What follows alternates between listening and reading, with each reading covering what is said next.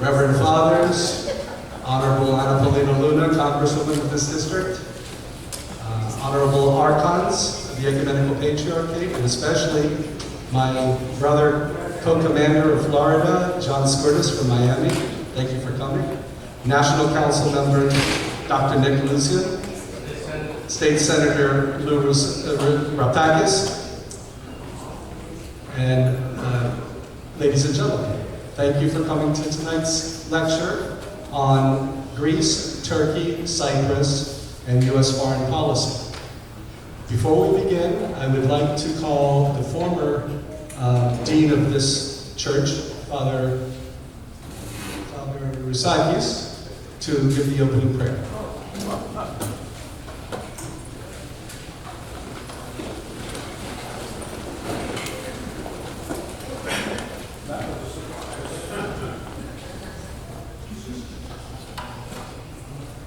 In the name of the Father, and of the Son, and of the Holy Spirit. Amen. O Heavenly King, O Comforter, the Spirit of truth, who fillest all things, treasure of good thing and giver of life, come and dwell in us, and cleanse us from every stain, and save our souls, O good one, as we do your work upon this earthly vineyard.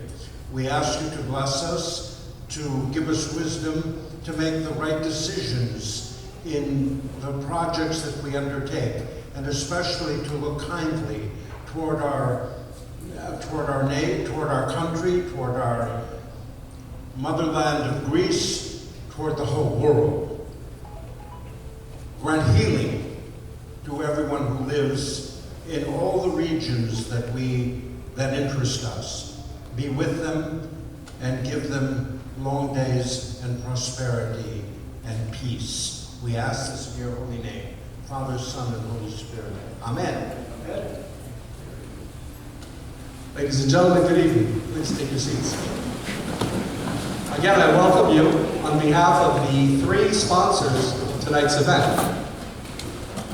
One is the Archons of the Ecumenical Patriarchate, the Order of St. Andrew, of which I have the honor to be the regional commander. The other is Holy Trinity Greek Orthodox Church, and their lecture series on religious freedom and other topics of interest. And the third is the Greek American Federation, the Hellenic Federation, which is an umbrella group of all the Greek American organizations in Florida. And I want to recognize their president, Nick Anton, and their vice president, Yota.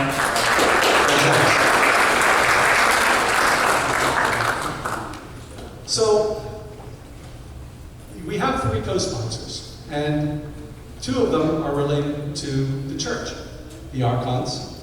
Which of you don't know what an Archon is? The Archons are an organization of about 800 Greek Orthodox members of the United States who have been given the honor specifically by the Ecumenical Patriarchate of Constantinople to support and defend the church and religious freedom, because our ecumenical patriarch is subject to persecution.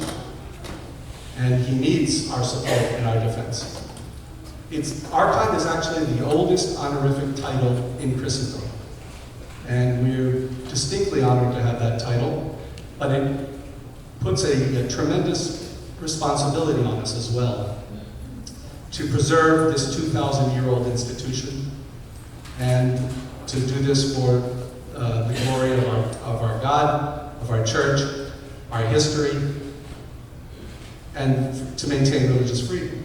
So you might say, okay, so why are we then sponsoring in a church, with a church organization, a topic on politics, U.S. foreign policy, Greece, Turkey, Cyprus? Well, of course, that's a direct connection with the Hellenic Federation. And some might say, well, you know, the vast majority of Greek Orthodox come from Greece, but not all. There's certainly a lot of Greek Orthodox that don't have a Greek background.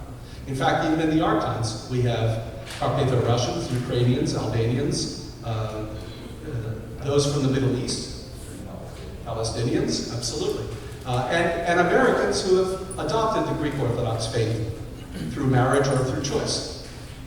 And some of them are the best Greek Orthodox that I know. In any case, the reason why we're doing this, the reason why we think that this is important, is because the events that occur in that part of the world, Greece, Turkey, Cyprus, Middle East, affect us personally here as Americans of the Greek Orthodox faith. It has always. When something happens in Turkey, between Turkey and Greece, the Greek Orthodox have often been the ones who suffered. When Greece declared revolution in 1821, it was our Greek Orthodox Patriarch of Constantinople who was hung at the gates of his patriarchate. When there were conflicts over Cyprus, there were riots in Istanbul, and the majority of Greek Orthodox Christians left over the years for reasons that happened there. To this day, our Orthodox Church, our ecumenical patriarch, suffers from institutional persecution in Turkey. And this does not get any better when the conflicts occur between Greece and Turkey and Cyprus. They're often an unwilling pawn being used in this international game. And how does that affect us? Well, our church is a hierarchical church. We, Holy Trinity, and the other churches in the Tampa Bay area, belong to the metropolis of Atlanta, which belongs to the Greek Orthodox Archdiocese of America, which is the largest and most powerful exarchate, if you will, or entity of the Ecumenical Patriarch of Constantinople. He's our head. He's the first among equals among all the Orthodox, but he's our head of the Greek Orthodox Church. What happens to him reflects on us. If we can't have a patriarch of our choosing, it affects our religious liberties. So, for that reason, I think it's very important that the Archons and Holy Trinity and the Hellenic Federation team up to bring this very, very important topic to us today. And before I go any further and introduce our speaker, I would like to bring up Vice President of the Hellenic Federation, Iota Frangelis, to say a few words as well.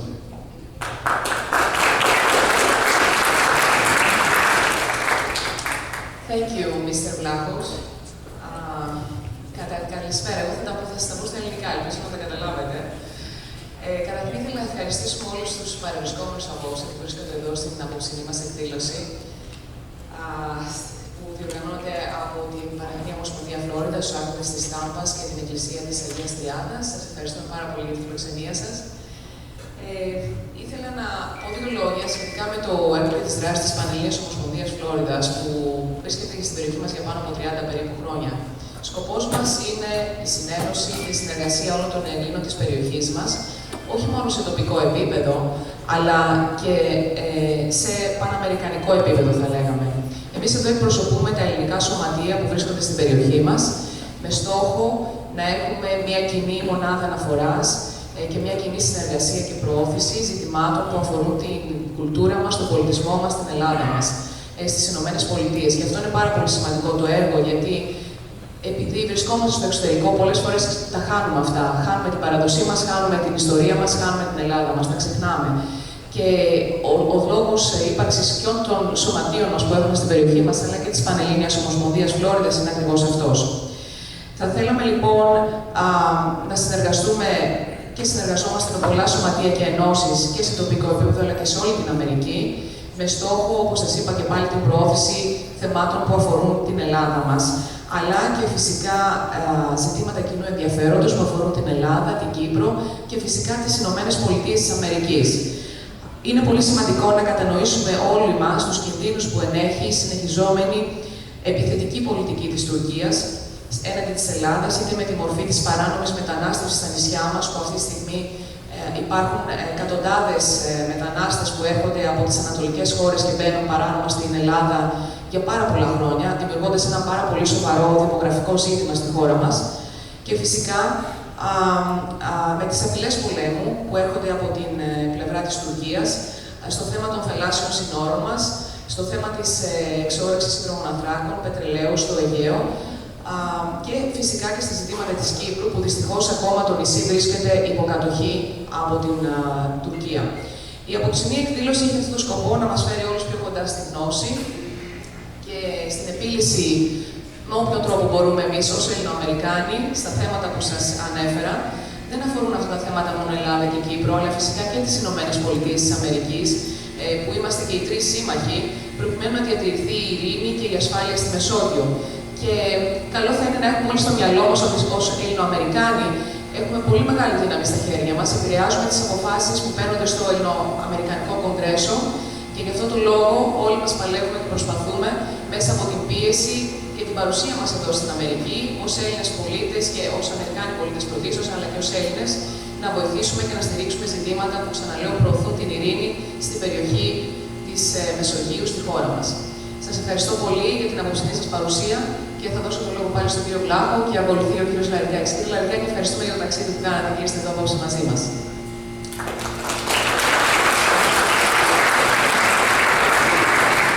Thank you, Rhoda. Thank you again to the Hellenic Federation for co-sponsoring this with us.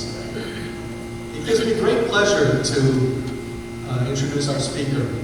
I did the math earlier, and I have known Nick for 34 years. We were younger men, a few less pounds, definitely some darker hair, in Washington, D.C., and Nick had just joined the American Hellenic Institute then, and now he is the president and the chief executive officer of the American Hellenic Institute, one of the chief Greek-American, can I use the word lobbyist? Is that fair? Lobbyists in Washington, D.C., but promoting relations between the United States and Greece and Cyprus, working for justice on the Cyprus situation, and overall working with Congress to keep our issues in the forefront. Nick lives in Alexandria, Virginia. He has had many, many awards and honors from various organizations in Greece and the United States. He has traveled extensively to Greece, Turkey, Cyprus, the Middle East, and has been included in multiple important state trips, and has met with hundreds of members of Congress over the years, and worked with across the aisle on both sides to promote Greek-American issues.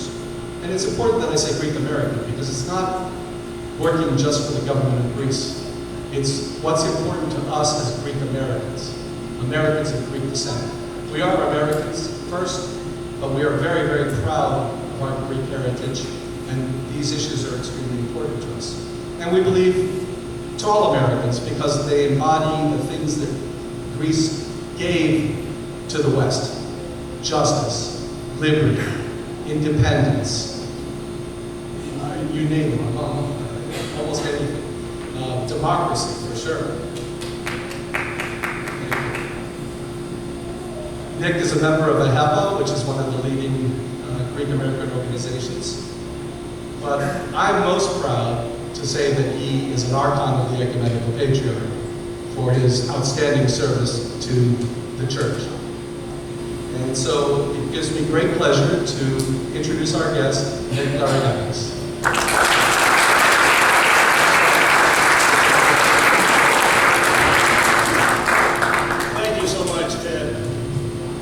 Something. On a day like this, in Washington, D.C., you would never have as many people come out to a lecture of this nature. But the funny thing is, you come down here in the middle of February, you get away from the cold of Washington, and today in Washington it's 80 degrees. So, go figure. Back when I go tomorrow, it's going to go back to the 40s, but it's about snow for Saturday, believe it or not.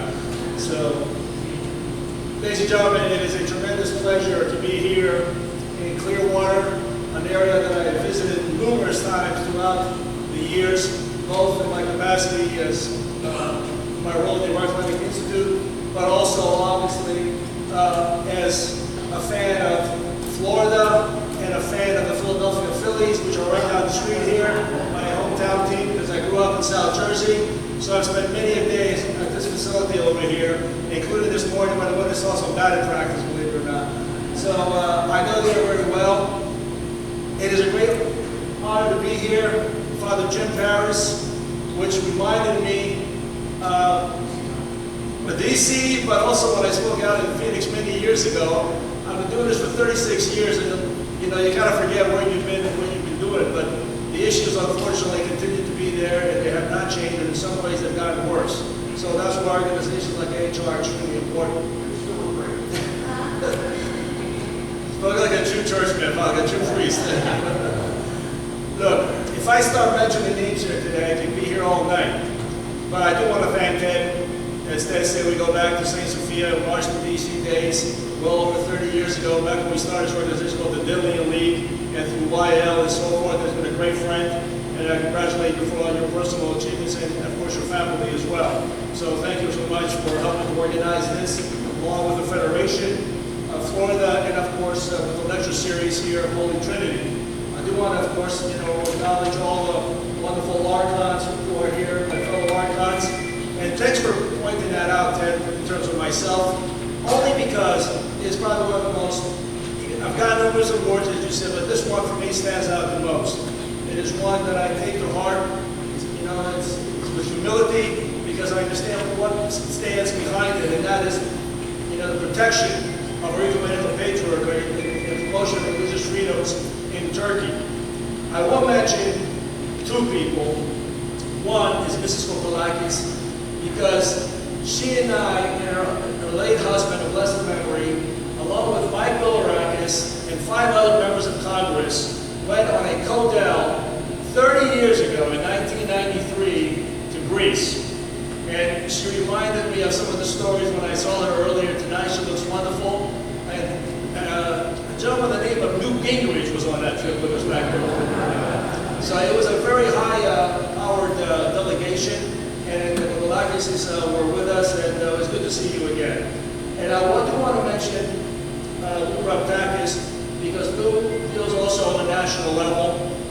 He's a state senator from Rhode Island, but he's also involved in this parliamentarian organization of Greeks, of parliaments throughout the world. And they do have these various delegation trips that they go to Greece and Cyprus. And I always seem to run into Lou in this delegation on one of my multiple visits to Greece and to Cyprus.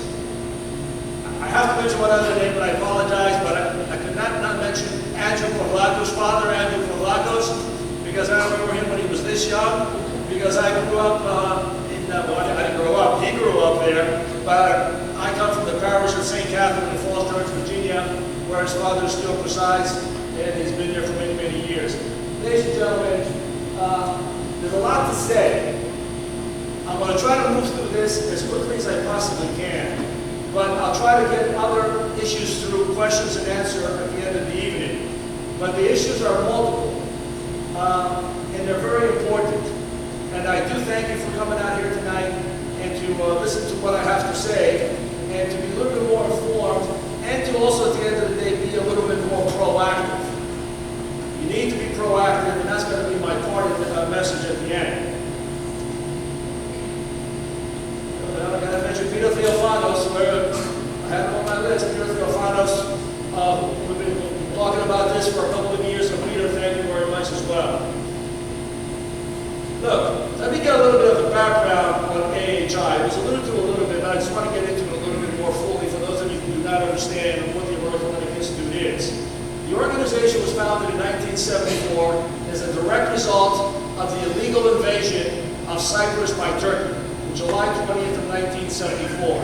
By then, Gene Rossides, a very prominent Greek-American, half Cypriot, half Greek, but American to the core, former Assistant Secretary of the Treasury under the Nixon administration, and a leading attorney with a very powerful international law firm of Rogers & Wells. And on the side, he decided he was going to start the American Hellenic Institute as a little bit of a hobby. But he said he couldn't stand by and watch American-made weapons fall on his father's ancestral homeland. His father was Cypriot. He never met him. He died when he was very young, and he was raised by his mother in New York City under very, very austere conditions. So Gene Rossides founded this organization because he felt the Greek American community needed to be mature in their political process and their political progression, and to be able to act on issues affecting U.S.-Greek relations.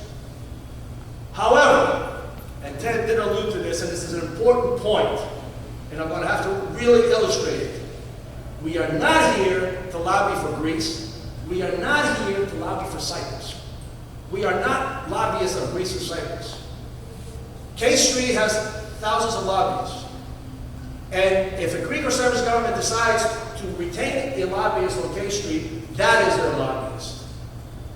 We don't get paid by the Greek or Cyprus governments, because if we did, then we have to register under the Department of Justice under the Foreign Registrations Act. We are here to promote U.S. interests in the Eastern Mediterranean. We're American citizens. We live here. Many of us were born here. Most of us will probably die here. This is where we vote. This is where we make a difference. So this is an important point I want to impart. We lobby for U.S. interests in the Eastern Mediterranean, but those interests are roughly 99% that of what Greece and Cyprus is as well. But it's not always automatic.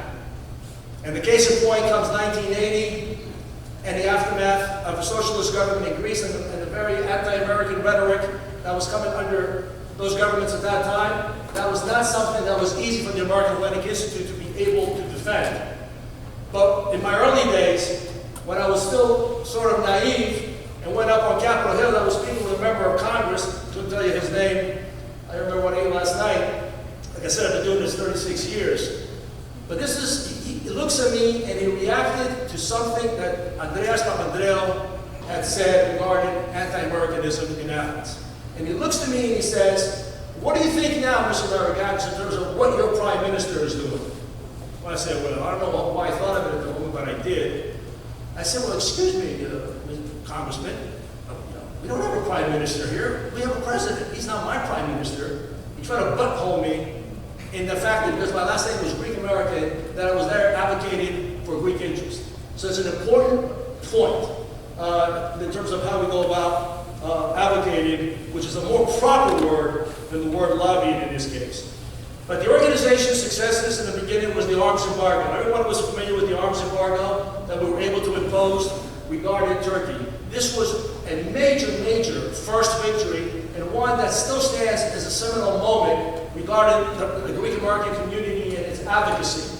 Because we were against, the White House was against us, many in Congress were against us, and Mr. Henry Kissinger was leading that charge against us from the State Department. And yet after 12 votes in the Congress, we were able to put an arms embargo on Cyprus that lasted until the Jimmy Carter presidency.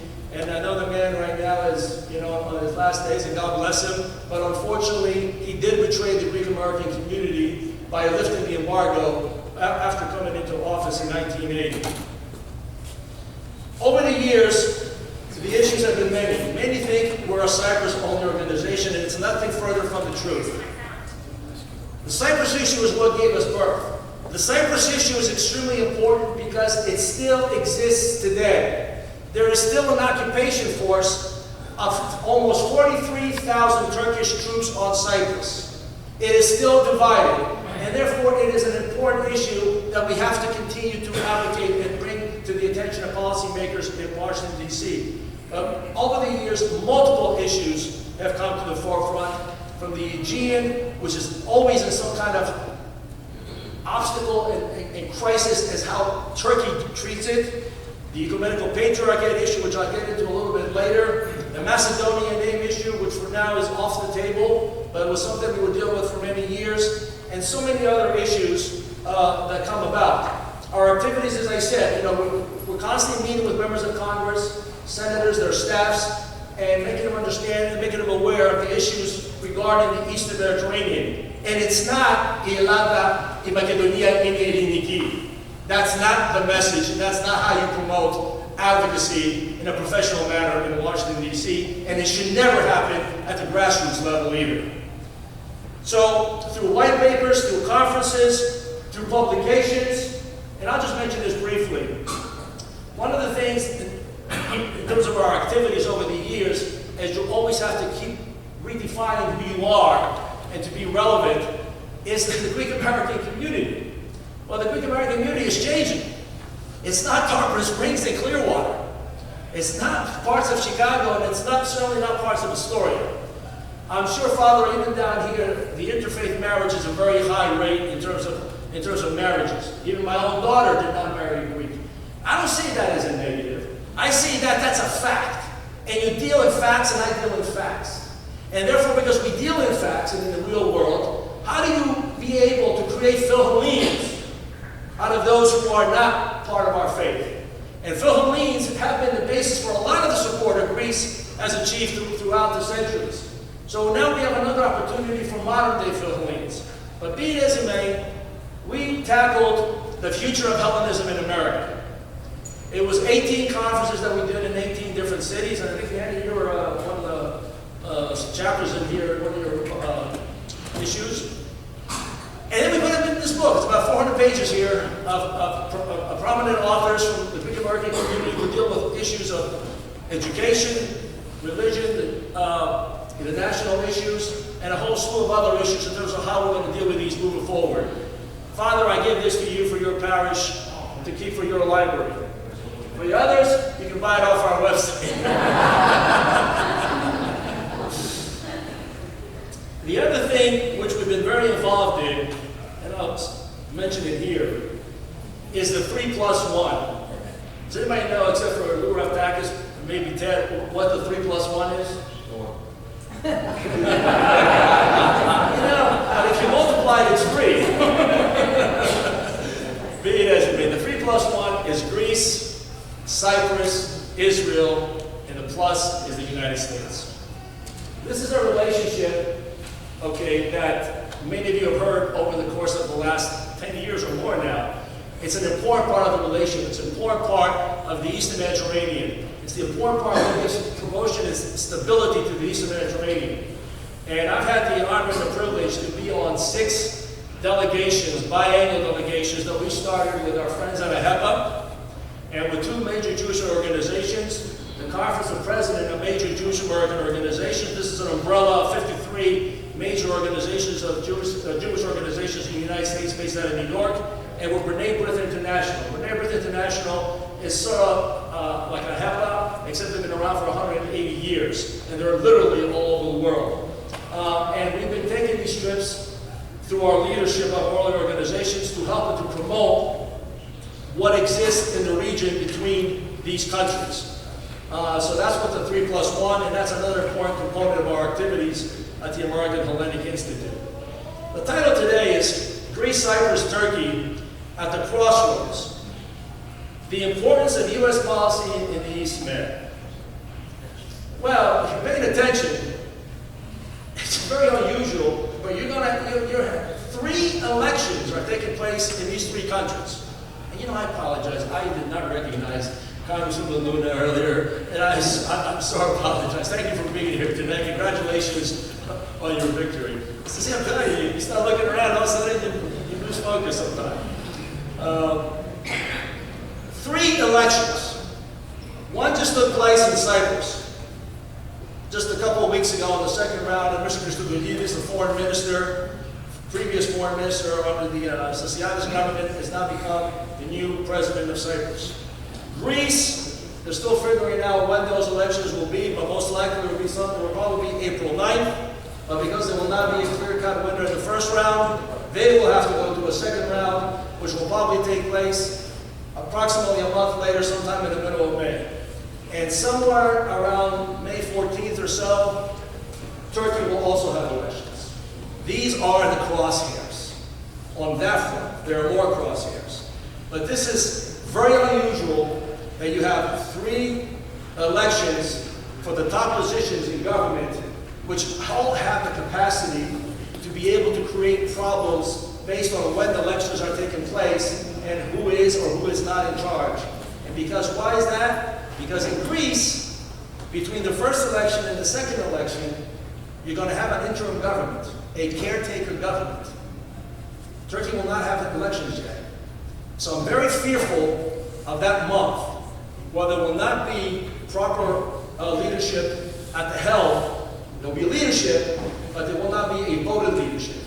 So I've made this point to the State Department and to members of Congress. This is when you really got to be paying attention to what Turkey might really do to elevate tensions in the Eastern Mediterranean when this 1 month of hiatus will exist between the two elections. There's another reason why the East Mediterranean is in the crosshairs, and this is really ongoing.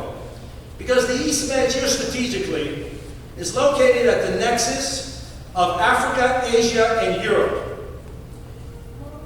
It is an area where significant commerce, trade, energy passes through, including now hydrocarbon discoveries that have been linked to the region, as we have heard for many, many years. Greece is also politically, culturally, economically tied to Western Europe, Eastern Europe, and the Mediterranean. What does all that mean?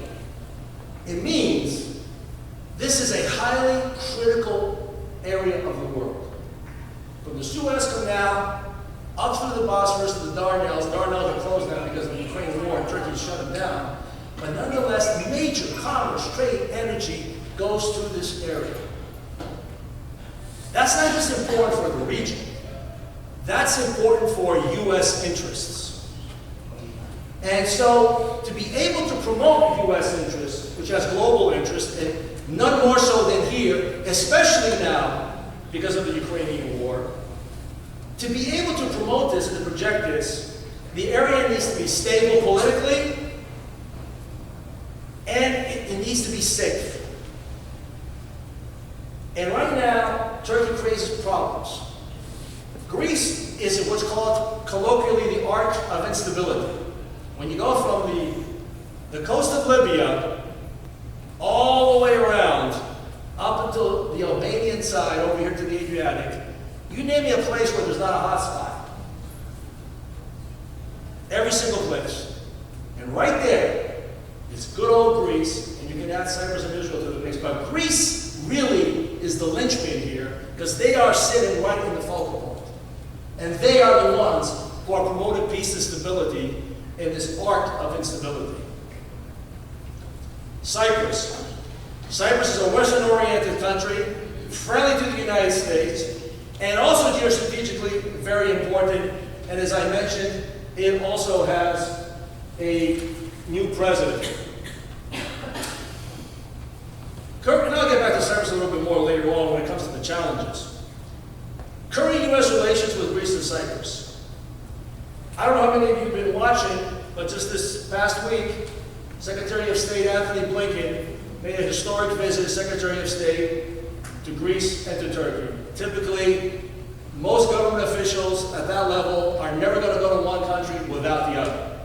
They just try to play this parity game. I don't always agree with it, but those are the realities of Washington. Let me just read to you what Secretary Blinken stated upon just a portion of one of the transcripts. He said today's discussion, what they went there for was what's called the strategic dialogue. This is something that Greece and Greece and the United States have been involved in, and this was the fourth such meeting at which he went there to inaugurate. The last one was in 2021. It says today's discussion builds off the last strategic dialogue that we held in 2021. Among other important steps, we amended the Mutual Defense Cooperation Agreement between our two countries. This is another very important component regarding the U.S.-Greek relationship that started under the Trump administration and concluded in the signing of this very important document, the Mutual Defense Cooperation Agreement.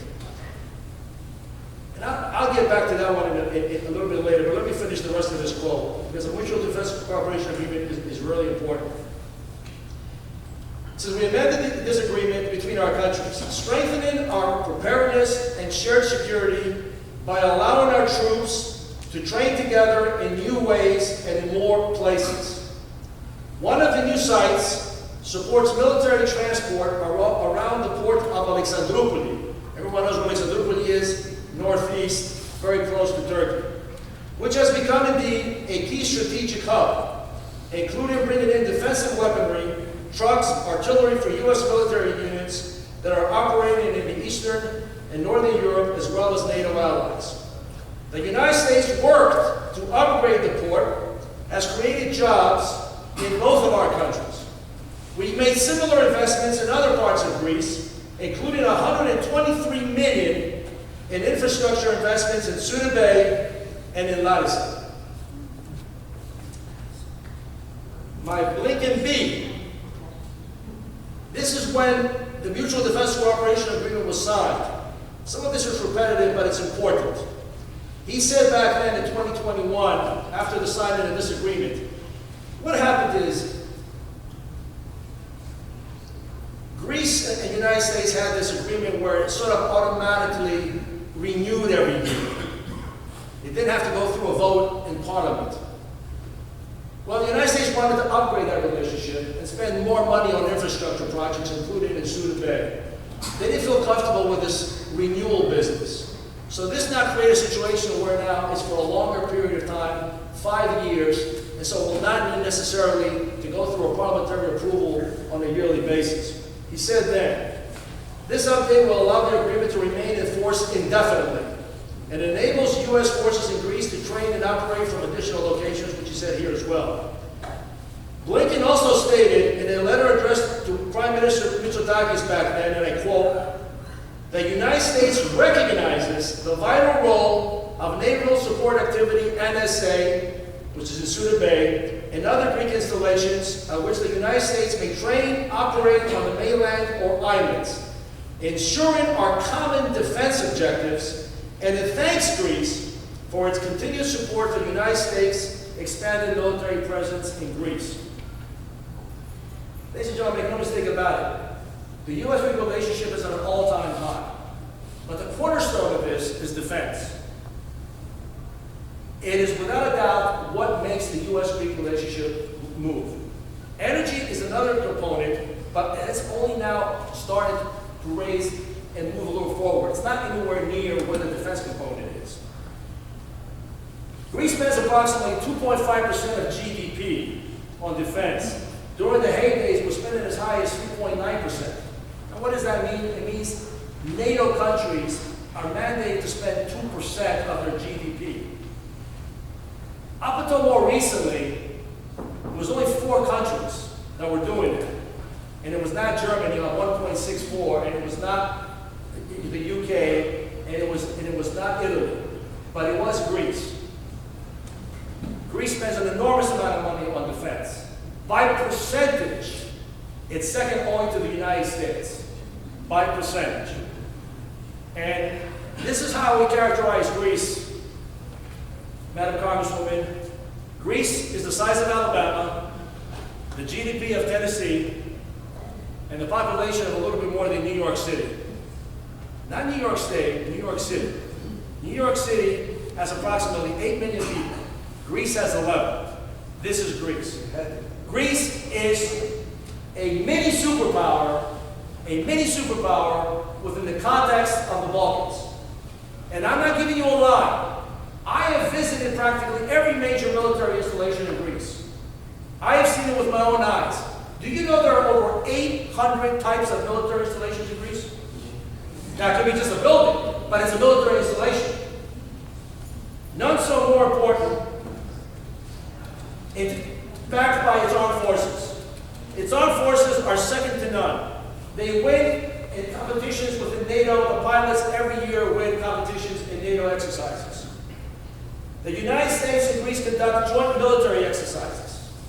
And now, with the advent of the Quadruplides, you have 2 major facilities, the north and the south.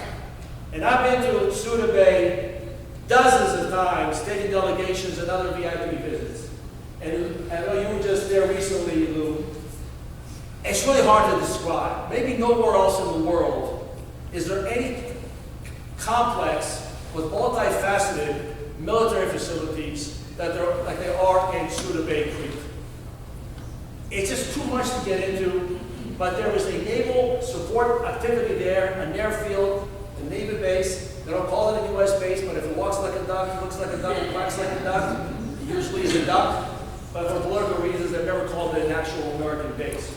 It's the only area also where an American aircraft carrying a Nimitz class can come and dock broadside and be replenished without having to be more 6-7 miles away. And because it's a deep water port, they can do that. And because of the geography of Suda Bay, it is very safe and the U.S. military considers it exceptionally safe to bring in the Nimitz-class carriers. And you say, why is this important? Because this is a front forward base. Any logistical operations the United States has conducted in the Middle East, Africa, a lot of it, you're not going to hear on the news, goes right through this facility. Not sorties, but logistical support, which is just as important to be able to have theaters of operation of war. And one example, a number of years back, I forget what USS aircraft carrier was, it was damaged. To fix it, to repair it, they would have had to tow it to Norfolk, Virginia. It would have been out of service for 6 months to 9 months. But because it was in the proximity of Suda Bay, they towed it there. It was operational again in about 3 months. That's a big deal. And of course, Alexandroupolis, which I just had the pleasure of being there just in November for the first time, is just another exceptional area of importance for U.S. strategic interests. When I was there, the whole platform of the port was filled with American Abrams tanks and armored personnel carriers, all headed north and a little east. Guess where? They wouldn't say it, but the smile said everything. And there's been documentation that a tremendous amount of weapons have gone through this port to fortify the Ukrainians against their fight with the Russians. The U.S. relation, as important it is on the defensive side, is also based not just on interest. Most countries have relations based on interest. It's logical. Hell, we do it amongst ourselves. We're friends with certain people because we feel it can help us in our own business or our personal interest. But Greece has a little bit something more that's deep in that. There's values. We share common values of democracy, human rights, the rule of law, and international law. And that's what makes the relationship enduring and strong, and why in the 20th century and beyond, every single world conflict the United States was involved in, Greece was with the United States, always on the right side of history. Our friend to the east, if you know your history, and many of you here do, okay, was never, ever an ally of the United States in any conflict aside from Korea. World War I, World War II. They were neutral in World War II until the dying days of the war, and then they called war against Germany. Albert Speer, in his book Inside the Third Reich, it's an opus, describes the architecture of the Nazi war machine. Turkey was supplying raw chromium, which is essential to the armaments that was produced by the Germans during their neutrality. And he states that because of Germany, because of Turkey, the war lasted another 6 months.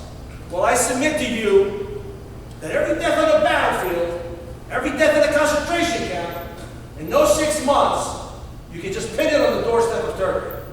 At that time, it's Turkey, obviously. But the pattern continues, and history has not changed. Greece continues to be a true and faithful NATO ally, and doesn't do it just for its own interest. The Serbian campaign is a perfect example of that. I won't get into that now. Turkey does what it does, always in its own interest. And if they don't align, damn it, they're going to do it. It's worth pointing one out. Again, there's a lot of things, but it's important to understand the examples. The Iraqi War, the second one. Forget the first one, where they didn't allow us to use Insular Air Force Base to originate sorties against Saddam Hussein. And then only after the Iraqi Air Force was neutralized did they allow us to do that. But we wanted a second front to be able to deal with the incursion. That involved going through Turkish territory. A NATO ally, beneficiary of billions of dollars of U.S. military aid over the years. Paul Wolfowitz negotiated a deal. Turkey wanted to get paid for this. So the deal was $26 billion worth of deal. And then when time came for this to happen, and our troops were floating around off the coast of Turkey for over a month, waiting for a decision by the Turkish parliament, and the call came in that we're all set, Turkey puts on the brakes. And says, no. We want another $6 billion. for a total now of $32 billion. And you had an unnamed White House Bush administration official, as reported by the New York Times, and I quote, "extortion in the name of alliance," end quote. That is the Turkey that unfortunately we still deal with today. When you look at what they're doing with how they're helping Russia and how they're stopping us in terms of getting NATO and Finland into NATO. And you can go on and on regarding this, but I just want to bring up that very important point. In Cyprus, Pompeo elevated the strategic partnership. And Cyprus now is not only looked through the lens of the Cyprus problem only. Cyprus now is very beneficial for areas of the eastern Northern Africa and the Middle East because they have good relations with these countries. In 2018, they signed a statement of intent for bilateral security cooperation. And in 2019, along with your Senator Rubio and Menendez, a landmark piece of legislation was introduced in the Senate and passed, the East Med Security and Energy Partnership, which really brought to the forefront Cyprus and the importance of Cyprus and the energy potential that it has. U.S.-Cyprus cooperation in other areas are in counterterrorism, non-proliferation, maritime security, search and rescue, disaster emergency, and most recently in the last 4 years, they've had a defense attaché for the first time at the embassy in Washington. And they, for the first time a couple of years ago, received $500,000 from the U.S. government in what's called IMED, International Military Educational Training. Any idea what IMED, what it does? This is very important. When I was meeting with former U.S. Ambassador Greece Pius a number of years back in his office in Athens, he says to me, "Nick, I need your help on something." I said, "Well, I'll listen to what you have to say, but I'm not going to be used as a pawn. If I feel there's benefit on both sides, I'll be happy to see what I can do." He says, "I want to increase Greece's IMED." I said, "Well, is it really that important?" He says, "Yeah, it is. He says, right now it's only $200,000, and I can colloquially put it on a credit card." Jokingly. I said, "All right." So I went to Senator Van Hollen, and I said, "Look, Chris, can you help us here?" He says, "Yeah, let's look at this." So we were able to get it to $1 million for Greece. And now it's at $1.8 million. This is important because what it does is it allows officers from Greece, from the military ranks, to come and to take courses at U.S. military institutions, your colleges, defense universities, and so forth. Relationships are built this way amongst junior officers because today's junior officers, tomorrow's CNO. And these are very important programs. And we're very happy that we're able to assist in this program. And Cyprus, which has no army really to speak of, their army is not even called an army, it's called the National Guard. They have no planes. I think they have a few helicopters. They have about 800 tanks, all Russian-made, and we've got to get, that has to change. Everybody understands that. But they do have now $500,000 in IMED. And you can't have it, an indefinite amount of money because the other country has to put money into it as well. So there's a little bit of a sweet spot. So $1 million may not sound like a lot, but it's a lot. Greece's sweet spot is somewhere about $2 million. And right now, we're giving them 1.8. About a year ago, a very important other area in Cyprus was inaugurated by Victoria Nuland, the number 3 of the State Department. It's called Cyclops, and it stands for Center for Land, Open Seas, and Port Security. This was $5 million that the U.S. government put. It's manned by the Cypriots, and it's an area where the officials train in the East countries in the East Med and techniques on border, customs, maritime, cyber security. It's a training center, and this was again done with U.S. funds. Brings us now to the challenges, and there are many. Greece, it starts with Turkey, obviously. Casus belli. Okay? Casus belli. Everybody knows what that is, right? That if Greece were to extend its territorial waters to 12 miles, which it has every right to do under the UN Convention of the Law of the Seas, that would be a cause of war, as Turkey would view it, and supposedly would attack Greece. The rhetoric that has come out of Mr. Erdogan over the course of many years, but especially over the course of the last year especially, I don't need to tell anybody in this audience how bad that's been. but it continues to be there, and sometimes rhetoric translates into reality, and that's what we have to be careful and help to avoid. Violations of Greek territorial airspace and seaways. In 2022, there were 22,000 violations of Greek airspace. Now, violations take on different meanings. There's overflights of inhabited islands, okay? There are violations as defined as violation, and there are incursions, each having a different sort of definition. All of these accumulate to 22,000. And every single time one of these occurs, Greece, the armed forces, has to send up an F-16 to chase it out of its airspace. Oh, by the way, Greece has 155 F-16s, Lockheed made. That makes it only the 5th largest fleet in the world. Alabama, New York, Tennessee. I'm telling you, it really is a mini superpower. But this constant harassment and constantly Greece having to chase out your NATO allies cost Greece $500 million a year. That's a lot of money, especially during the economic crisis of years ago. Things didn't slow down because there was an economic crisis. If anything, it had increased. So, again, just pointing out some facts here. Cyprus, continuing occupation, right? Here we are, 49 years later, a third of the island is totally occupied. And I've been to the occupied area since 2003 when the checkpoints were established. I've been there every year except for the COVID year. It's changed dramatically when it was really very undeveloped. Now you see a lot more development. Where before, the economic stand between the occupied area, Turkish Cypriots and the Greek Cypriots was probably here, now it's probably here. All these makes it a little bit more difficult for solutions. But make no mistake about it, these are violations that continue to go unchallenged. Continue to go unchallenged in Cyprus today. Church desecrations. Over 500 churches have been looted and desecrated in the occupied area.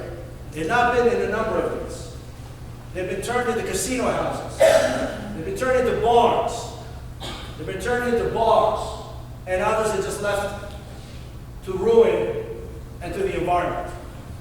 And no one does anything about it.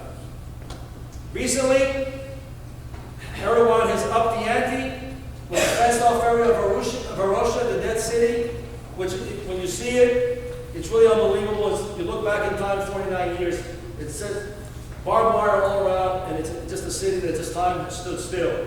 Well, now they're looking to open it, and they have opened parts of the seacoast area, which I have visited, in violation of U.S. Security Council Resolutions 550 of 1984 and 789 of 992.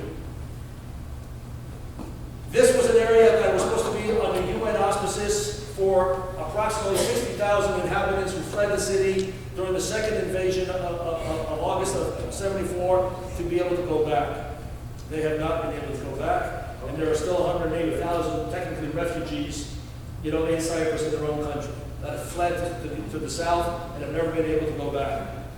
Constant violations of Cyprus's EEZ, and these are technical terms I don't want to get into, but just be aware that Turkey does not recognize any part of Cyprus, and economic exclusive zones are extremely important to the economic viability of a country. And Turkey challenges that. They bring in their own vessels to do surveying, accompanied by naval Turkish military vessels where they support it in those means. Cyprus, again, has no navy to speak of. But one of the most important problems right now that potentially faces Cyprus is the possibility of annexation. And then it'll be game, set, match. And this could happen during that 1 month period, as I said earlier, between the elections in Greece. A lot of people have started to talk about this, and a lot of political writers have come to the surface regarding this issue. What's to stop Erdogan from waking up one day? He's got 43,000 troops there. He's got a public government there in Mr. Tartar. And he's got approximately over 200,000 illegal settlers that support him blindly. All he's got to do is wake up and say, now it's part of Turkey. What is the United States going to do? Slap on the wrist. The State Department spokesperson may come out and make some vague, wet noodle comment, as I like to say. What is the EU going to do? They're going to put out the same, wet noodle comment, and the next day back to business. The Secretary General, useless to enforce anything, will do the same thing. This is a critical issue right now, this potential of annexation. I'm not overstating it, how scared I am, and I've made mention of this to people at the State Department to make sure that they're pressuring Turkey when it comes to this, not to be making any real aggressive moves. The patriarchy issue. Now we can go on for a long time on this. I am very proud of AHI's work on this issue. This is frankly what gave me the rank of being an Archon.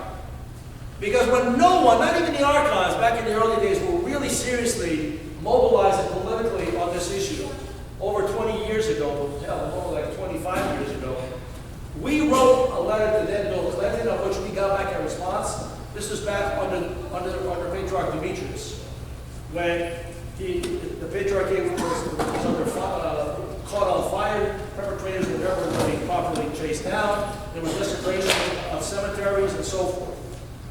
And then working with your own Congressman Mike Larigakis, I helped draft a resolution called HCON Resolution 50. This was in 1989. Well, this resolution, you put these things out for purposes of education and galvanizing grassroots communities to work on a project and to move it on Capitol Hill. But in this case, we were able to move it further because we took the substantive language of this resolution and made it into an amendment and plastered it on an omnibus State Department appropriations bill, supplement appropriations bill that had to pass. And we got no pushback, and we were able to put that on. It was section 2804 of this supplement appropriations legislation. That legislation has a PL number. You're an attorney. It is a statutory number of U.S. laws. As far as I know, and I'm trying to research this, it did not have a sunset clause. It's still in force today. And what did it say? It said that the U.S. government, in every deal that it has with Turkish officials, need to bring up the issue of the ecumenical patriarchy, the protection of its property, its recognition of its international personality, and of course of the opening of the Hockey School of Theology. Those were the principal components. But since then, there are other areas that we can use, as an arsenal to help promote this. How many of you are familiar with the International Religious Freedom Act of 1998? This is a legislation that was passed unanimously under Bill Clinton's watch. It was 98-0 in the Senate. This is an area that also created the U.S. Commission on International Religious Freedom. This act gives the power to the president to, of 1 to 15 enumerated actions of sanctions that you can impose on a violator of human rights and religious violations, from less severe to more severe. These are there for us to use, and we need, in my opinion, to start using them. Because you said something else, but you didn't completely finish it, but you almost did. The jurisdiction of the ecumenical patriarch, the jurisdiction of the Archdiocese of America falls directly under the ecumenical patriarchy of Constantinople. If you were asked about the most parishioners, if you did a poll on a Sunday at most of the churches, they'd probably tell you, half might tell you that, the Church of Greece, because our own people do not, and that's another issue. But nonetheless, we know where our jurisdiction is. What does that make you? We're American citizens, right? Jurisdictionally, he's our spiritual leader. You can argue the point that therefore he's an American religious leader, and therefore needs to be protected under the International Religious Freedom Act.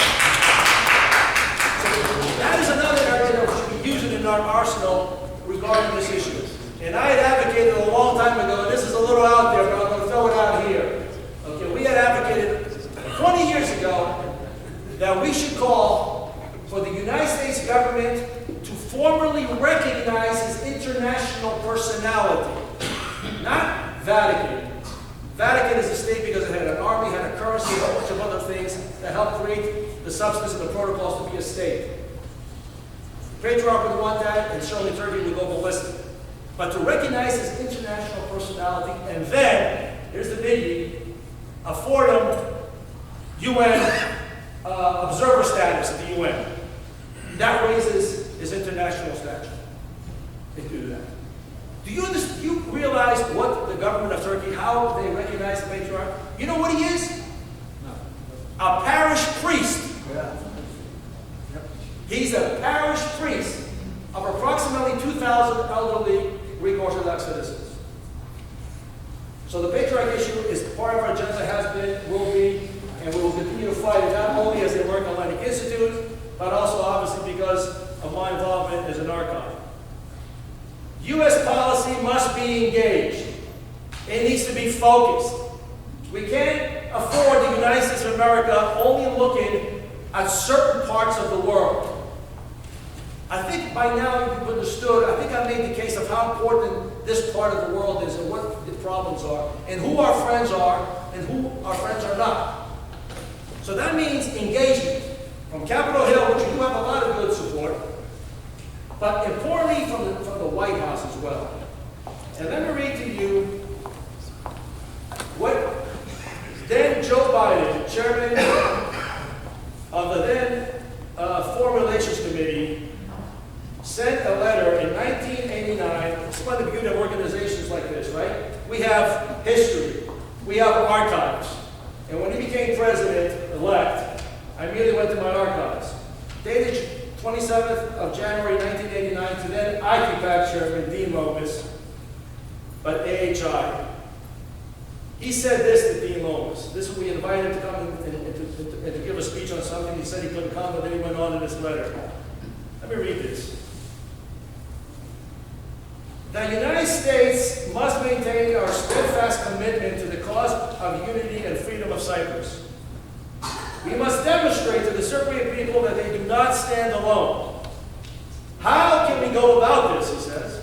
First, we must urge the new administration, that was George Bush, to make Cyprus a higher priority in American foreign policy. When he's president, has he made a higher policy? Second, the United States must demonstrate its support for then President Matheos' peace initiatives. At the same time, we cannot lose sight of the fact that the rights of Greek Cypriots have been trampled upon, and we must ensure that their claims to ancestral land and property seized during the 74 invasion are not compromised. Finally, and this is a dinger here, we must send a signal to Turkey, he said, that until it has removed every last soldier from Cyprus, it will never be recognized as a full member of the international community.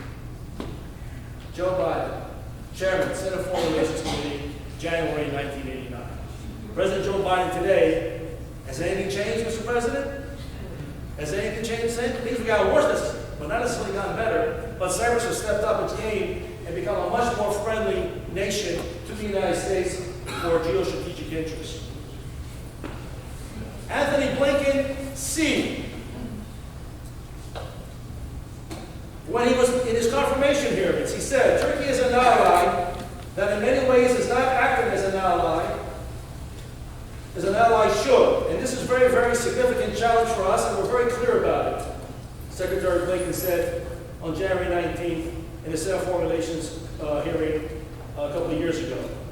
He said the idea that a so-called strategic partner of ours would actually be aligned with one of our biggest strategic competitors in Russia is not acceptable. Blinken. But he went to Turkey the other day and was proclaiming what a great and important ally they are.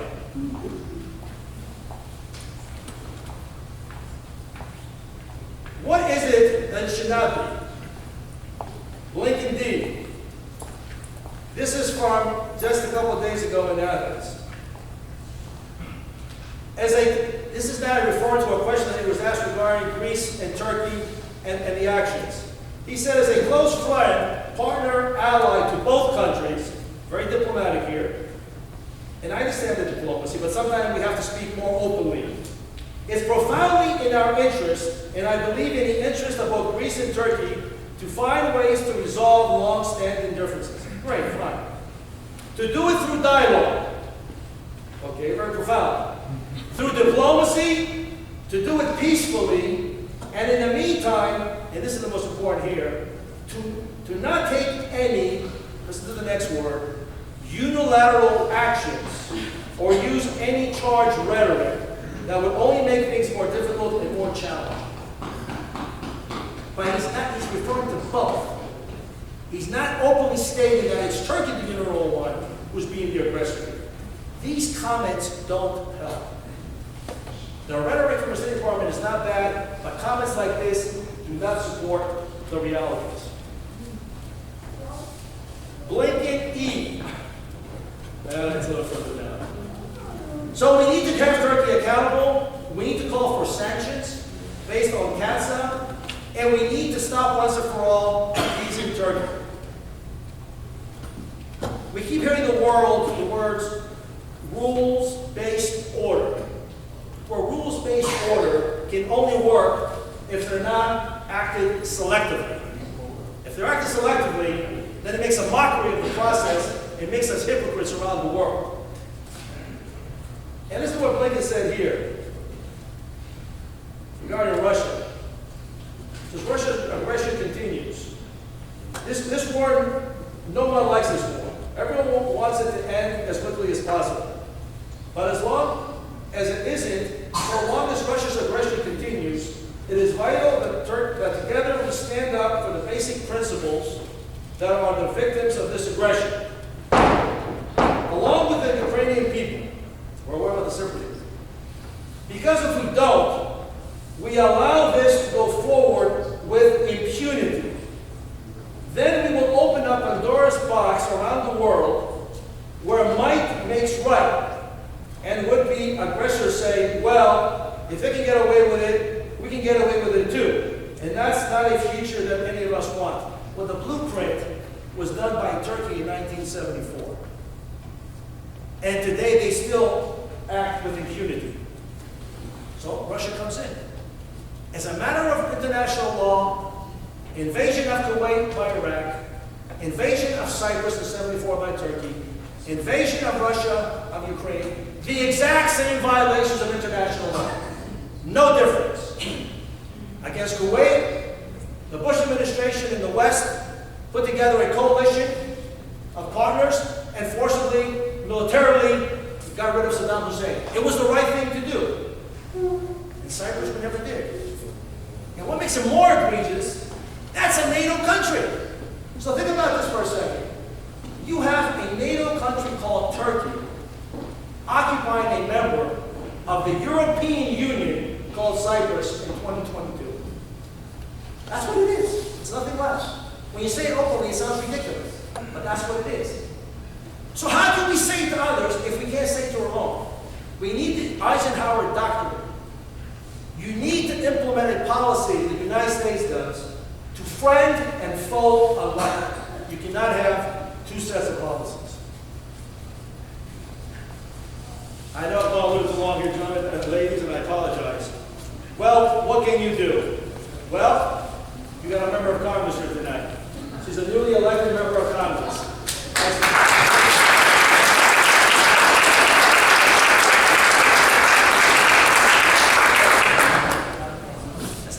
Give her the coffee, give her the hospitality, make sure that she understands these issues as they come up, and you should be banging on her door and her staff's door all the time regarding these issues. Rubio and Scott have done a good job overall regarding the issues of the Eastern Mediterranean and have gone openly regarding Erdogan. But as I said here locally, you do have a number of congressional districts of which Congressman Luna is brand new here out of St. Pete. Kathy Castor out of Tampa, if I'm pronouncing her name correctly. And, well, I'm sorry, she's been there before, but not very active in foreign policy issues. or any of the Hellenic issues. And another new member, Laurel Lee out of Lakeland. There's about 5 congressional districts here that you need to be engaged with on a routine basis. And also help them in terms of what their needs are. Everybody knows what those needs are. I don't have to get into it this morning. Definitively there. It's important. Tip O'Neill said, all politics is local. They spend 3 days in Washington at most. They take a lot of recesses, they go places, but mostly they're here because they understand this is where they get elected. This is that you are their constituents. You are who they have to answer to. Not me, but if they listen to you, but if they hear from you, they might listen to me. You know, I see the emails that Peter Theophanos does, and I congratulate him. But sometimes we get caught in the big picture. And the big picture is overwhelming.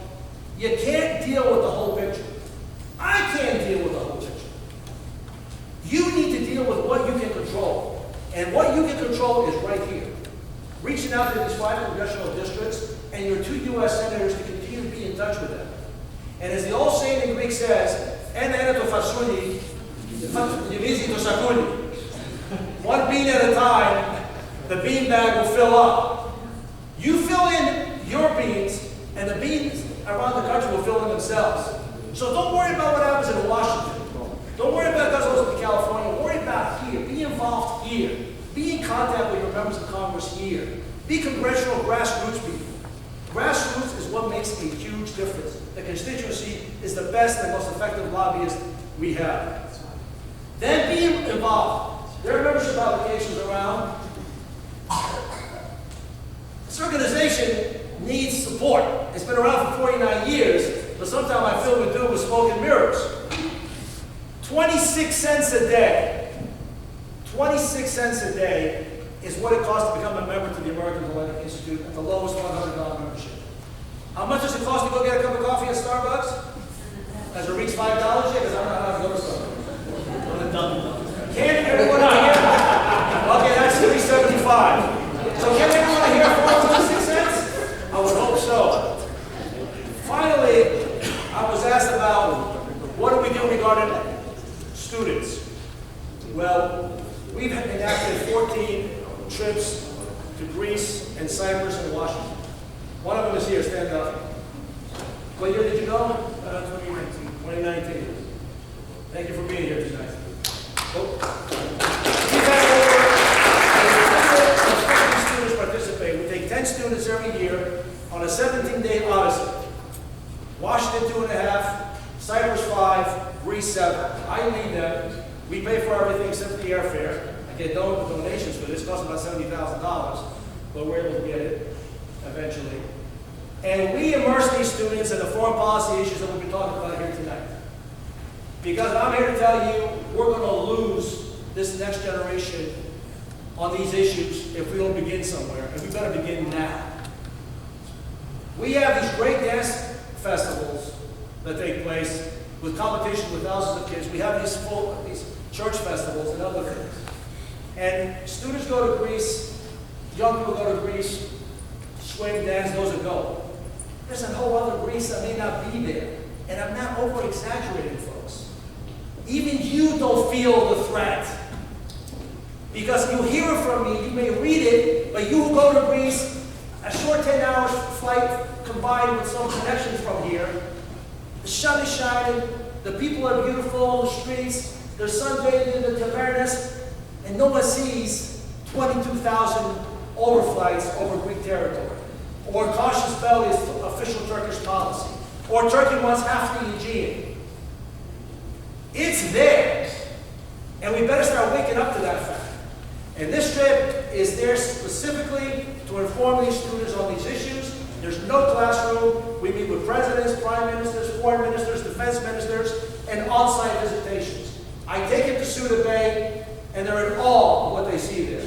And again, we don't have enough time to get into what you can see at Suda Bay. And I take them to the occupied area. You can look about Cyprus all you want, but unless you go there and you step foot inside one of these desecrated churches, when you see a an Islamic cemetery here, immaculate, and literally right next to it, an Orthodox cemetery that's totally desecrated and destroyed, and headstones have been busted and thrown into garages. And churches have become homes for pigeons.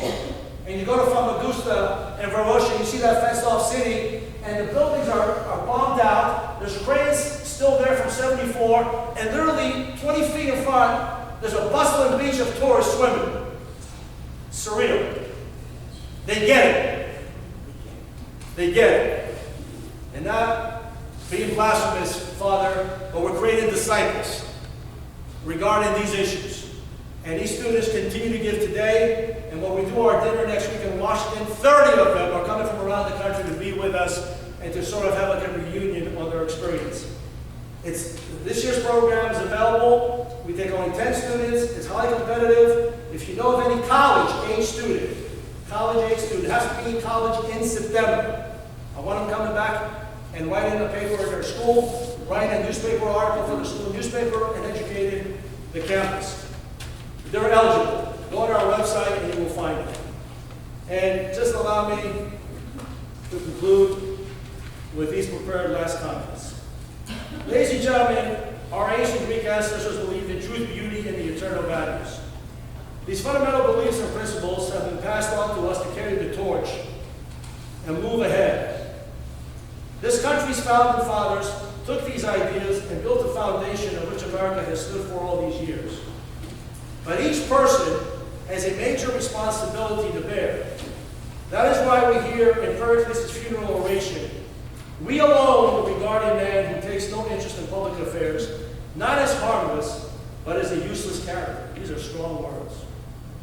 Therefore, we must care enough about our future so that we can build on our great legacy and defend not only our rights as Americans and threats towards America, but also against the threats of Hellenism everywhere. Because if we do not, we will have to answer to those who will ask why. Those persons, ladies and gentlemen, will be our grandchildren and our children. And frankly, as someone once said, failure is not an option. Thank you very much.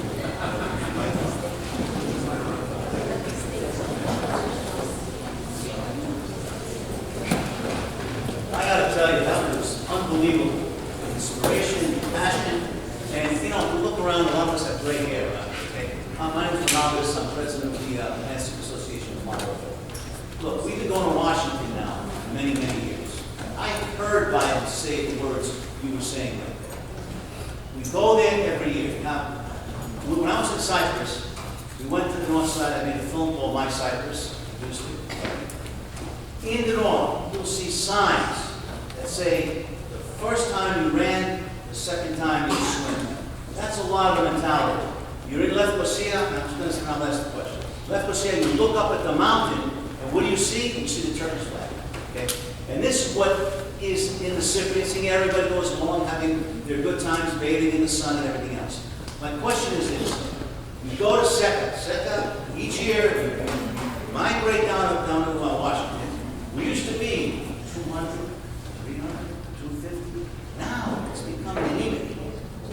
Less and less people are going to speak to our representatives now. We need to somehow get more youth involved. We need to show force in Washington. We go down there. We need to speak to our local representatives, which you will see me, okay? And you'll see us there. And that needs to be done. What I want to hear from you is, do you think we're effective in what we're doing, and how can we make it better? Let me answer the question by giving you some statistics. These are the last statistics I got. I got to get more new ones, but from 2018, American Jewish Committee, number of employees, 289. Number of volunteers, 1168. Total revenue, $74 million. APAC, leading Israel lobby in Washington. 466 full-time employees. in revenue. 128 million in assets. I really think it answers the question. I can't even get, I'm going to be curious to see how many of you in here are going to put up $100. Well, that's going to make a difference. It makes a difference. Really, 50 years of that. It makes, because we have not been able to get people to do The that. strategy for 50 years has not made a single difference.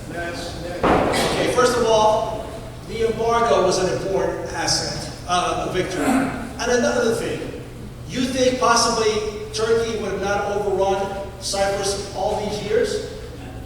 If there was not a voice in Washington, okay, to keep legislators, policymakers, and to remind them of these issues? But it's important to have people who are professionals to be there day in and day out and do only this. That's all I do. I don't get together one night out of the week, Cafineo style, and try to react to a crisis, or try to prevent a crisis. When you react to a crisis, it becomes problematic. I bring up these figures, though, because you can't do it with 6 people. That's what we got. SECA has even less. And Matheos is a paid lobbyist that has 3 people. That is the, and then of course you have Alcon in Chicago with again another limited people. It takes money, folks. I'm sorry, that's just the reality.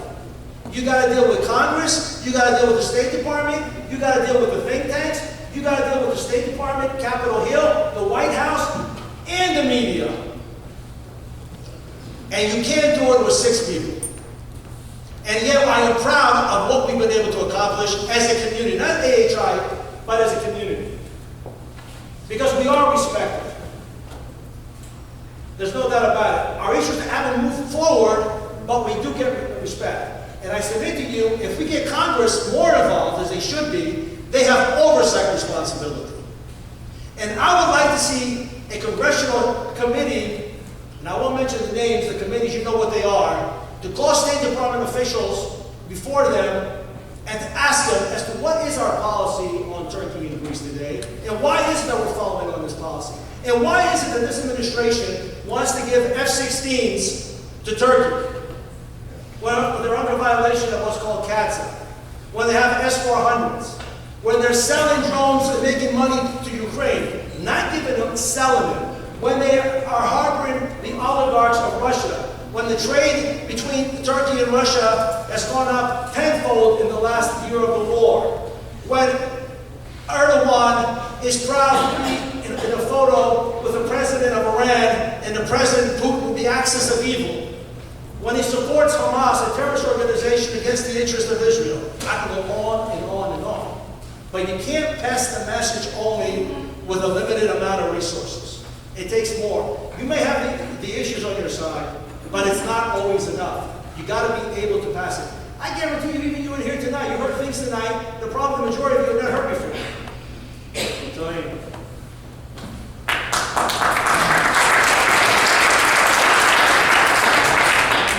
Nick, so eloquently, you spoke of the issues, and we thank you for making the trip here. You've convinced me, and I certainly did not need much convincing, but you did further, that Erdogan is an untrustworthy ally, untrustworthy American ally. Part of NATO, is the only country in NATO that did not support the Ukraine war. And yet, in the recent earthquake, as terrible as it might be, and we express our condolences to the Turkish people, it has proven to us beyond a reasonable doubt that Erdogan may be a paper tiger. Someone that cannot even help his own people. And he can show that. Cannot help his own people, cannot organize an effective campaign to help his own people. And I think this may be further proof to us as Americans and to our government that if he can't help himself, he certainly cannot help us. Are we relaying that message to the government, to the lawmakers, to know exactly who he is? He has destroyed Turkey style of government, which is autocratic, anti-democratic, and is basically a one-man rule that should not be trusted by the United States. No, you're absolutely right. You're absolutely right. Look, we do express these time and time again, informing them, as you said, where Turkey has never proven to be a faithful ally, and Erdogan has taken it to the next level. I mean, what leaders, NATO partners, neighbors talk about, be careful because we may come in the middle of the night once again, regarding, his actions regarding Greece and tying it into Smyrna. Or we have these Typhoon missiles that could reach Athens. It's just really incredible how much he gets away with. Because unfortunately, in the State Department, there is still this philosophy of realpolitik of one Henry Kissinger that still exists today. They still look at the map, they still see who Turkey is bordered with, and they feel that if we can just get through Erdogan, okay, then we can bring Turkey back to what we thought was an ally. Well, I never thought it was an ally before Erdogan, but be it as it may. And that's just not going to happen. Erdogan has so emaciated the entire democratic institutions of Turkey that there is absolutely no way, okay, that it can recover anytime in the next 2 decades, okay, if you wanted to. And we don't know what the next leader might be. He might be worse than Erdogan, okay? The problem, Paper Tiger, I'm not sure I would go there. This guy, for some reason, seems to have 9 lives, no pun intended. And he's able to create esoteric issues to garner support from his nationalist base. And that is what I'm afraid of, for example, regarding the annexation of Cyprus. Okay? He has an extreme element that supports him. And the rhetoric is a lot for that base. At some point, that base may want him to bite and not just bark. And if he feels he's cornered, and a wounded animal is a very dangerous animal when it's cornered, as you well know. Okay, and Erdogan is going into this sphere right now. And more is going to come out regarding, you're an architect, and we hear about the stories about the shoddy architecture of these particular houses that were built mostly, if not 50% were under Erdogan's administration. And more this comes out, he's going to be more and more into a corner. So he's going to create an external issue. And unfortunately, the negative beneficiary of these external issues are going to be either Greece or Cyprus, and most likely Cyprus, because it's a much more lower hanging fruit for him to be able to attack, to garner the nationalist support that he wants at a moment given time. And it's not, again, we say these all the time. People in the State Department are not stupid.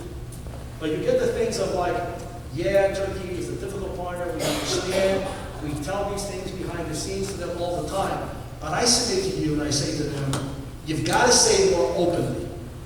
Not maybe everything, because I understand diplomacy, you can't just say everything. But every time there's a violation of airspace, which the State Department has come out and condemned in the past, at least condemn that openly.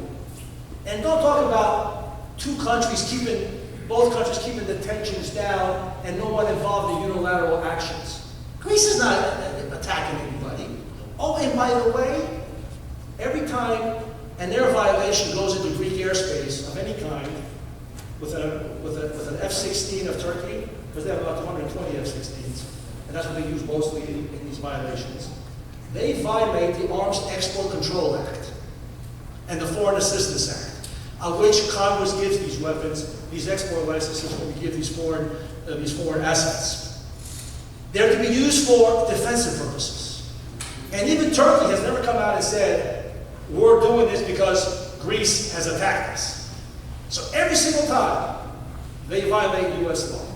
And we should not be in the business on Capitol Hill, State Department, or the White House of being complicit in violating U.S. law.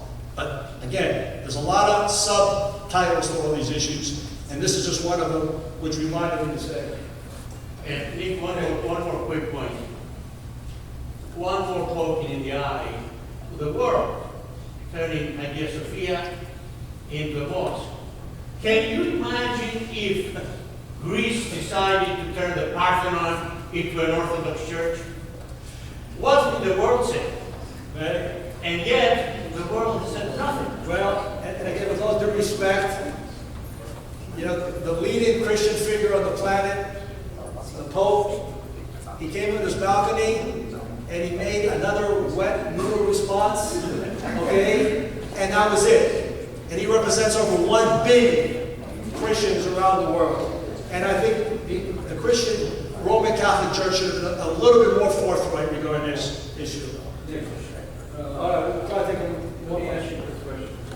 We understand all this about Turkey and the position and how they hold themselves.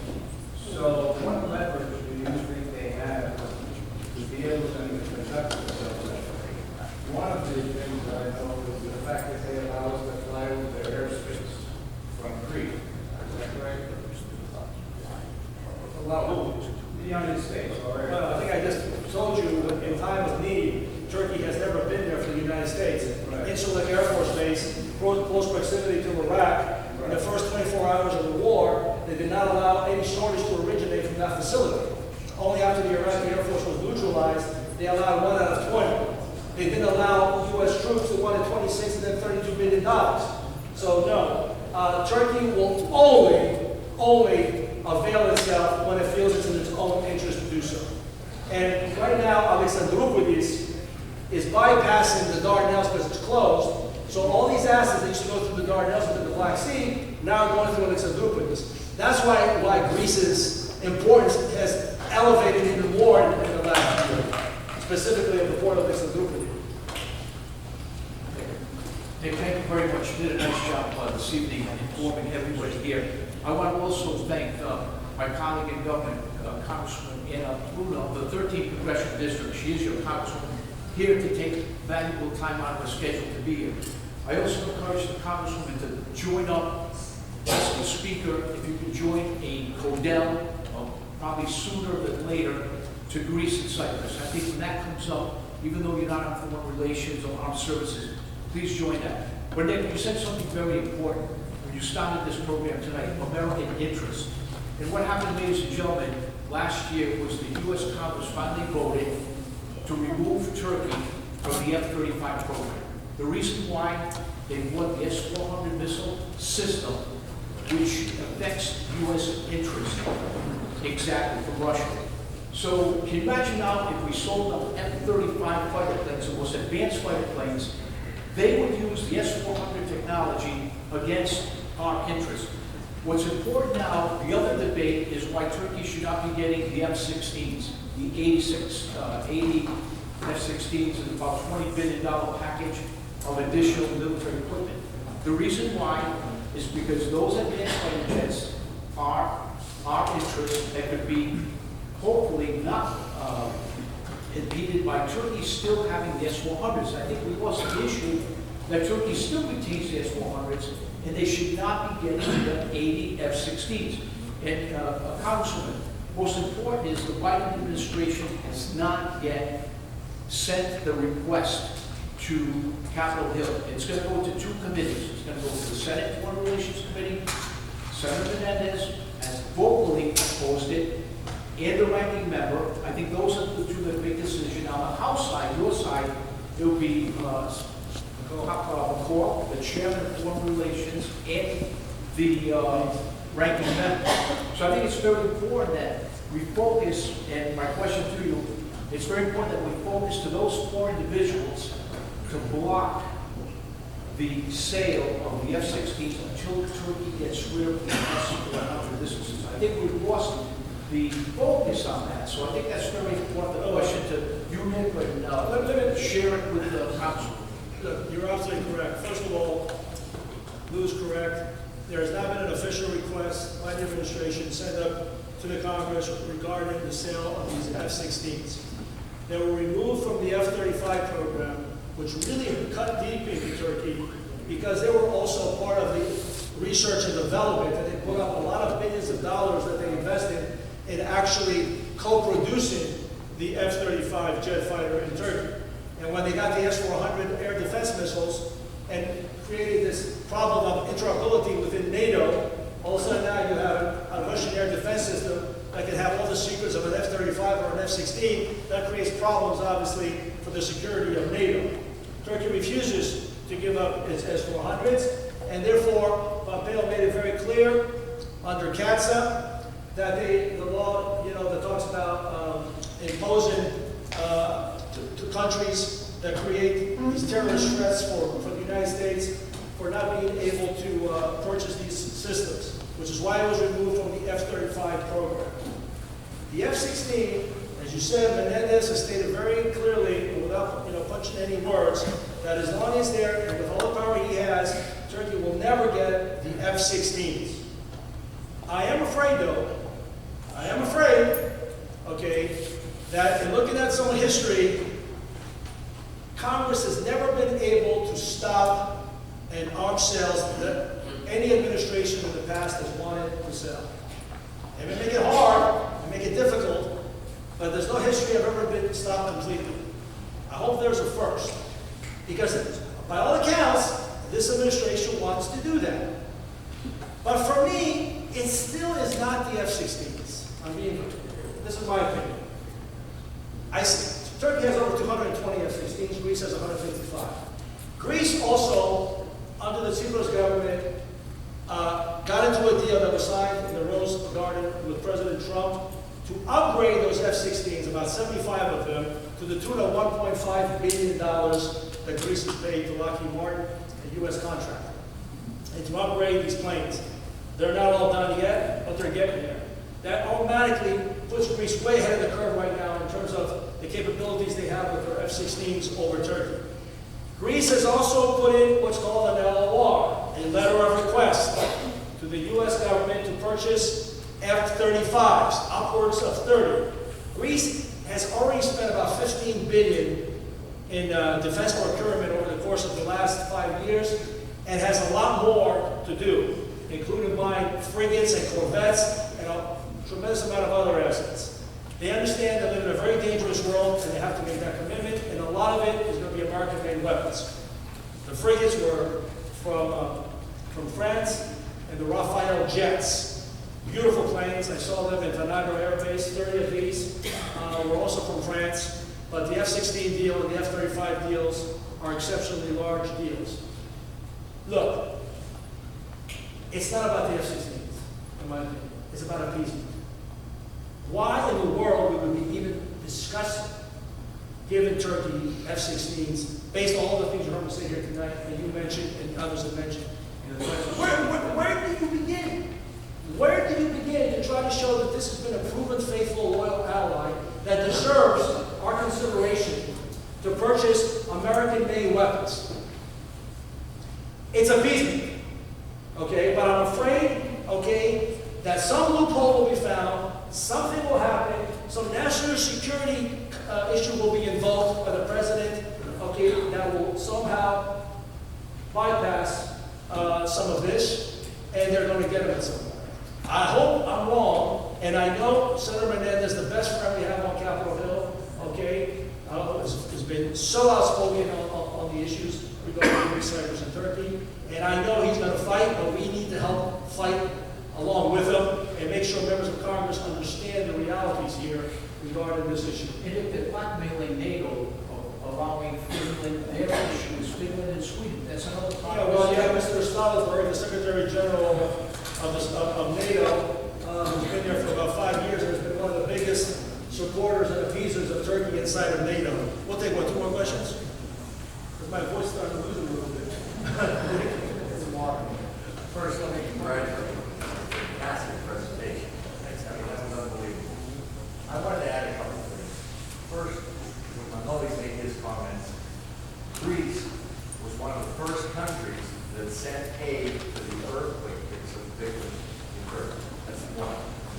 For our guests here that aren't Orthodox and don't know our church, the ecumenical patriarch is the spiritual head of 350 million people on this planet.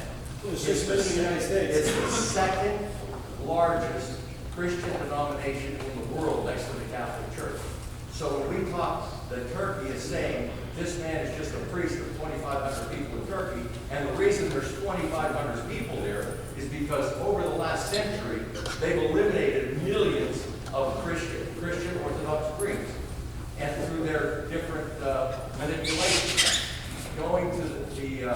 the destruction of the Patriarchate by the fire, it took President Jimmy Carter to talk to the Turkish government to go ahead and get the Patriarchate rebuilt. Because the way it works in Turkey, if you have a property that is damaged, they will not give you a building permit if you're Orthodox. They will not give you a building permit, and then after that, it goes into disrepair, then they condemn it, and then they tear it down. So this is the game they've been playing with us over the last century, and we've lost the population there. But the point I'm making is, the ecumenical patriarch is the spiritual leader of 350 million Christians, Orthodox Christians throughout the world. He's not just a figure in Istanbul, Turkey, which used to be constant. Thank you for that. Yes, sir. I'd like to commend you and thank you for your speech. It was very good, and I'm glad for the work you're doing. Prior to the earthquake, every morning I would get up and read the news on the internet, and there was another threat from Turkey. You know, either from, against Greece or the Archons that are building up. I mean, they're heavily armed. They have a very big defensive history. They're getting an aircraft carrier now. I don't know why they need an aircraft carrier, but somebody that does this, like Hitler, and then goes and destroys the symbols of the other culture, how can they not go to war? I mean, how can they not go to war against Greece after everything they had said? That's the fear I have. Right. I sleep well at night and don't fear that. Because of what I know regarding the Hellenic national defense. As I said, I enjoy relations at the highest levels of the Hellenic National Defense General Staff. Constantine Flores is a good friend. The Chief of the Navy, Air Force, and Army are very close friends. I have visited all these various facilities. I have seen the preparedness of the Greek Hellenic Armed Forces. There is permanent, right now, military assets, meaning American personnel, in Larissa, in Stefanovikio outside of Volos, Alexandroupoli, and in Surabaya. But they could get the G9. If they were going to do that, they would have done it many years ago. They understand that this is not Cyprus. No disrespect to Cyprus. Okay, this is not even Syria. Greece is a formidable military power. And what do they say? The best offense is the best defense. In Greece, that's why they don't call it the Ministry of Offense. They call it the Ministry of Defense. Okay? And I'm here to tell you, okay, and I tell Greek citizens because they have not seen the things I've seen. So I tell them some of these things. They'll look at me like I have 5 heads. But I truly believe it. I look into these people's eyes and I ask these questions. And they don't give me a lie. You see it in their eyes. They believe they have the capabilities to be able to defend Taira Nafiko Delata and in support of Western NATO interests, which translate into U.S. interests. And they don't do it in a quid pro quo. And the perfect example is Serbia and Clinton's bombings. This was not a favorable action in Greece's backyard in the Balkans. But they're part of an institution called NATO. There's obligations and responsibilities. And the Semitic government could have been brought down. But they allowed American Marines to come out on the shores of Litochoro, on the shadow of Mount Olympus, and to transverse Thessaloniki and go to the Balkans. And that son of a bitch wanted $26 and $32 billion to allow American forces, okay, to go and curtail a potential insurrection against Saddam Hussein. They're just facts, are just too black and white. And to defy it is to defy logic. But there is still a deep-seated State Department policy that runs the Eastern Mediterranean. It's not the White House. It still comes from the State Department, and that's why when he said it needs to be at the presidential level, it needs to be at the presidential level and to have focus at the presidential level regarding what now is a much, much more important part of the world for all the reasons we talked about, including the potential for all the energy funds. Greece is also develop an LNG, natural gas. This is the other component of Alexander Group. This is going to be a floating natural gas, I can't say the word, gasification center. There's not too many places you can do this. Methuselah is one. Okay, this is going to be another. And you have two plants in Egypt, okay, which are running only at 60% capacity, and that needs to go up, depending on the finds that they find in the various plots off the southern coast of Cyprus and in Egypt, and also in Israel. So energy is now a major component when we're talking about Greece. Defense, energy. This is the cornerstone, and Greece is well prepared under its current leadership, okay, a democratic, Western-oriented, okay, faithful, loyal ally of NATO and of U.S. interests in the region, but also of Greek interests, first and foremost for Greece. And we're here to help promote that relationship and keep it at the highest possible levels.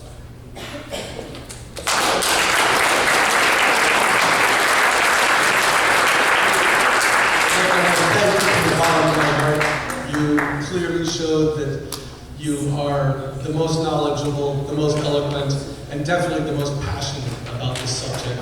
And we really, really appreciate you coming back here.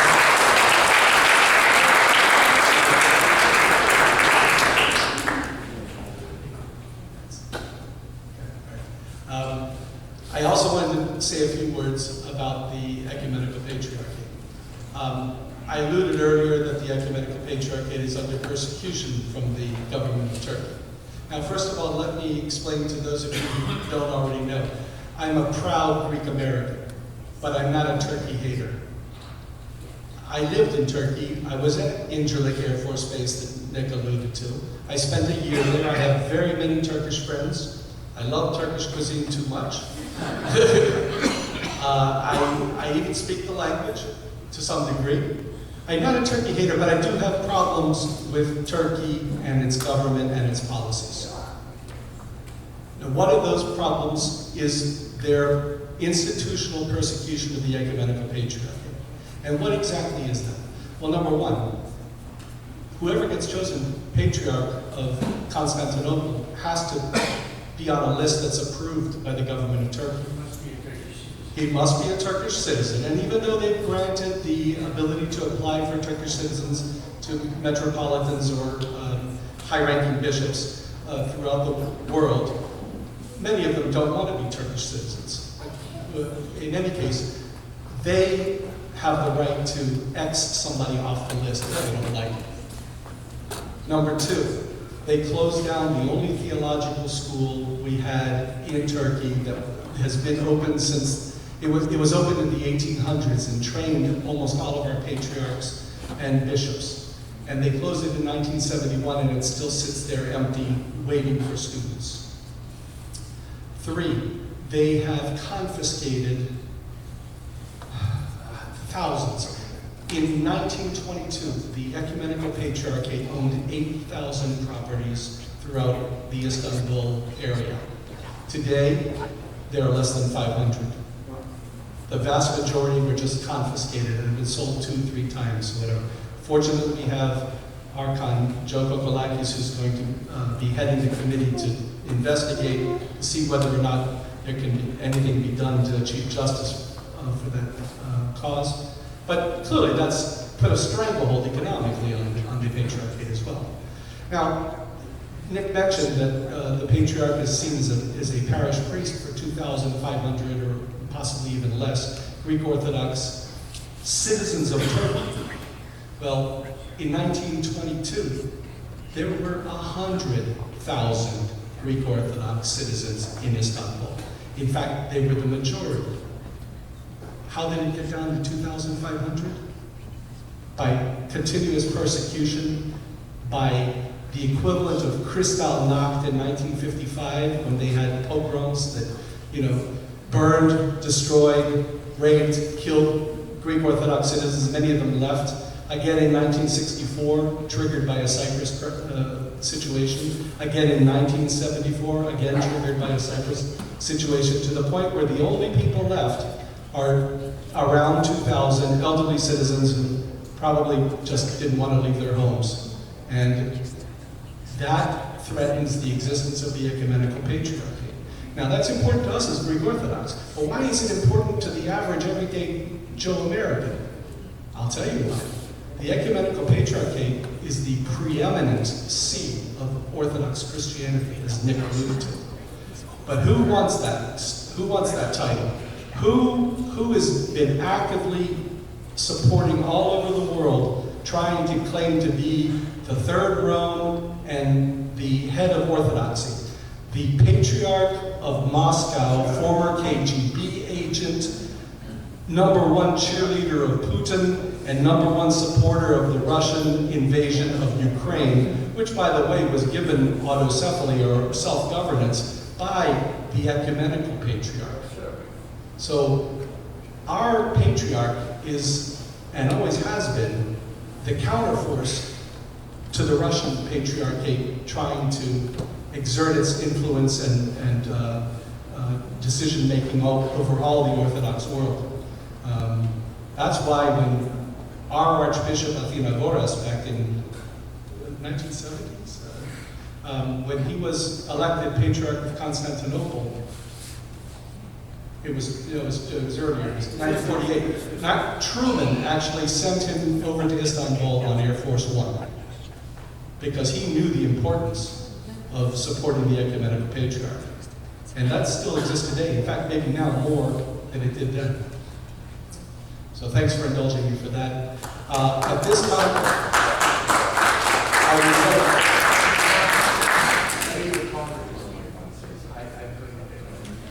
before I call the Honorable Congresswoman, I would like to call the President of the Hellenic Federation, Mr. Nick Anton, to make a presentation to our speaker.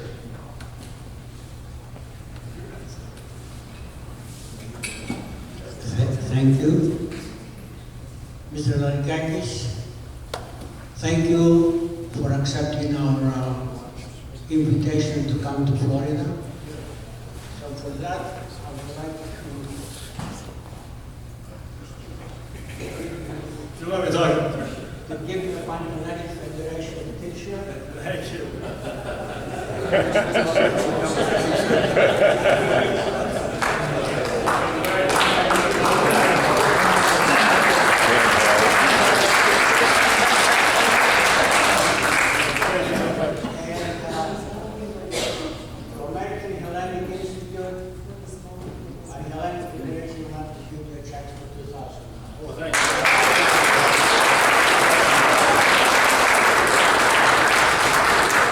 Mr. Anton. At this time, I would like to call all the Archons of the Ecumenical Patriarch to come up and join me.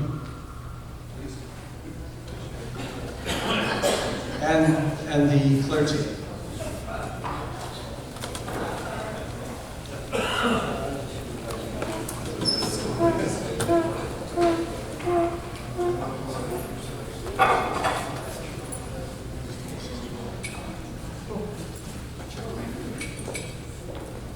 Congresswoman Luna, on behalf of the Archons and just of the Tampa Bay area and those who are visiting us, we have a gift to present to you. Thank you for coming tonight. Thank you for honoring us with your presence. Thank you for listening to our issues. And we know we can be able to count on you as a good friend in Congress. We have a small little gift. Several of us had the great blessing to go recently to the Holy Land and to Constantinople with the Archbishop of America, Elpiloforos, out of New York. And we brought you a little something from there, which you're welcome to open in front of us. Absolutely.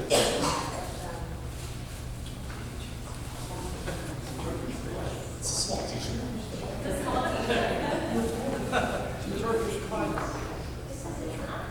We have an icon of the Virgin Mary and Christ Child from the Patriarchate of Jerusalem, and a Orthodox prayer bracelet made out of olive wood, also from the Patriarchate of Jerusalem.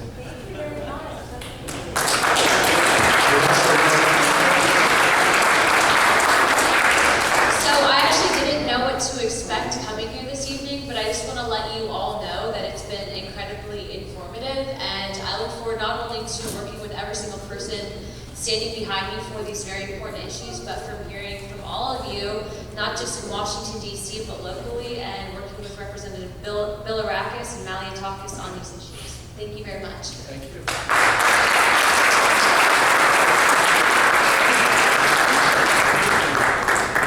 I want to thank the Federation also for providing refreshments, which everyone is now welcome to enjoy. Thank you very much for attending. This will be on the internet on the Holy Trinity YouTube channel, as well as it has been live streamed. Yes, can I have all the Archons here again with Representative Luna? Would you take a picture with us?